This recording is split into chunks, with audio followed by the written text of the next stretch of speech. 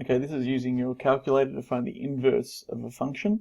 You do need to take note of the domain of the original function in this case, but this is just a question from the functions test 2015, and we've got the function g of x equals x minus 2 squared plus 1, and we're trying to find the inverse. So our first step is to go for our solve, or if you don't want to type it in, if you're using the actual calculator, menu, algebra, solve.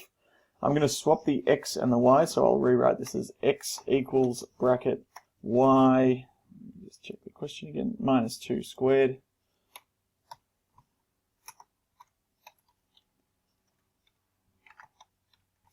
plus 1.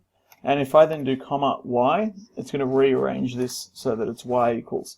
Now it's giving us these two options because we can either have a negative or a positive value. And let's have a look at what the graph of these two functions looks like.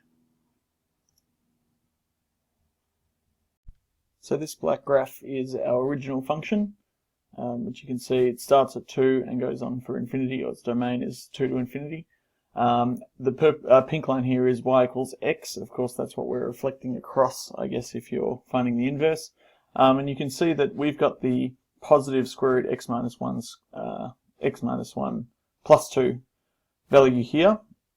And it looks like a pretty good reflection around the purple line. So we know that's correct, so we can see that here. And that's partly because of the domain and range that we can calculate that as well. So if you're ever stuck on these questions, use your calculator to find the inverse, but then think about it, maybe even sketch it to make sure it all looks around about right. Sometimes it's even easier to just write in the answer or have a bit of a sketch here on the page to get a sense of what it looks like. So that's a pretty quick way to find the inverse of a function.